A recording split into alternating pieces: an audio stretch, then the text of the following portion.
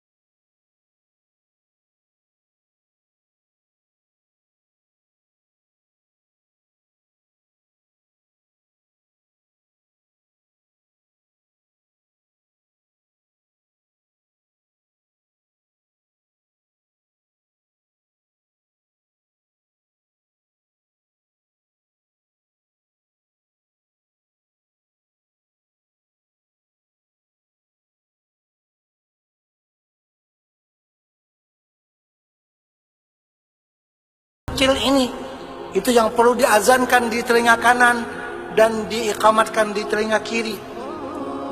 Kalau di rumah sakit di Brunei Darussalam, itu ada orang yang bertugas 24 jam bergilir 3 shift untuk mengazankan dan mengikamatkan anak yang lahir. Kalau kita di rumah sakit Wahab Syahrani misalnya kan tempat orang bersalin itu ada orang bertungguan, ustadz bertungguan 8 jam. Untuk tujuannya apa? Kerjanya cuma satu, mengazankan anak yang lahir dan juga mengiqamatkan.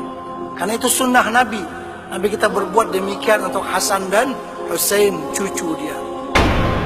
Itu adalah membantu kepada malaikat tadi supaya dapat menguasai kepada anak. Jadi Siti Maryam dan Nabi Isa lahir tidak diganggu oleh syaitan, langsung mendapat pemeliharaan daripada Allah. Karena itu tradisi kita mungkin di Kalimantan atau paling kurang di Banjar, batasmiyah.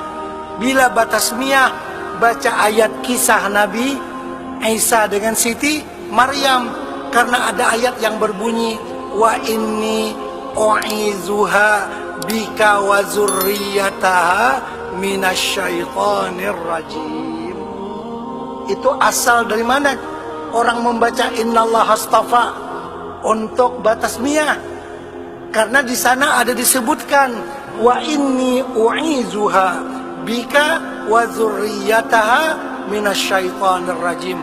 Aku lindungi Siti Maryam ini, Allah berfirman, dan aku lindungi anaknya nanti, yaitu Nabi Isa, daripada gangguan syaitan yang terkena rajam, yang terkutuk. Itu mengambil keberkahan kisah Siti Maryam dengan Nabi Isa alaihi salatu wassalam. Karena mereka berdua tadi kan dikatakan tidak dapat diganggu oleh syaitan. Nah, seperti yang juga saya sebutkan tadi malam, Kan syaitan ini kadang-kadang mengganggu kita dengan 1001 macam cara mengganggu. Kadang-kadang anak kita yang dia ganggu, tujuannya mengganggu ayahnya, mengganggu ibunya. Kan anak kita kadang-kadang jam 1 menangis sampai jam 3, sampai jam 4. Jam 4 dia nggak menangis lagi. 3 jam dia menangis malam-malam, seperti menangis tak sadar. Ya kan? Bergilir kita 2 laki istri mendukung dia. Kalau kita letakkan dia sebentar, dia seperti tahu, dia nangis lagi. Kecuali kita angkat, baru dia diam kadang-kadang. Mungkin bapak ibu pernah melalui begitu dengan anak-anak. Sebenarnya anak kalau jadi begitu, itu gangguan daripada syaitan. Kadang-kadang tiap malam langganan itu. Bila jam 2 nangis dia sampai jam 4. Maka hujungnya abahnya kada bangun sembahyang subuh. Itu hujungnya. Dia mau mengganggu ayahnya supaya jangan bangun salat subuh melalui anaknya. Nah, jadi perlu anak kita dibacakan doa seperti doa yang tadi, wa inni u'izuha bika wa zurriyataha minasyaitonir rajim. Sebelum memberikan nama, sebelum memberikan bertasmiyah, bacakan dulu ayat itu supaya anak kita dipelihara. Tambah lagi dengan doa u'izuhu kalau laki-laki, kalau perempuan u'izuha bil wahidis samad min syarri kulli dhi hasad. Ditambah lagi dengan doa hasantuka bil hayyil qayyum alladzi la yamutu abada wa dafa'tu ankasu bi alfi alfi la haula wala quwata illa billahil aliyil azim. Itu doa yang patut sangat kita bacakan sebelum mentasmiyahi anak-anak. 4 macam doa. Doa itu ada dalam buku ini, bekal akhirat ini. Nah, doa untuk anak-anak kecil supaya terpelihara daripada gangguan makhluk yang halus. 4 macam doa tadi. Doa wa inni u'izuha bika wa zurriyataha minasyaitonir rajim. U'izuha kalau laki perempuan, u'izuha bil wahidis samad min syarri kulli dhi hasad. Hasantuka bil hayyil qayyum alladzi la yamutu abada. Maksudnya kan aku bentingi engkau dengan Tuhan yang hidup dan berdiri sendiri dari kejahatan orang yang dengki kepada anak kecil.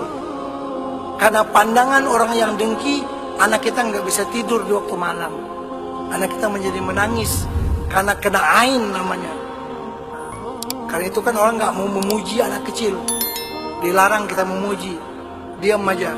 Kalau terlalu cantiknya anak kecil dibilang Masya Allah, Tabarakallah. Jangan bagusnya, bungasnya, jangan. Nanti anak tuh malam nggak bisa tidur karena dipuji oleh orang. Jangan begitu ya.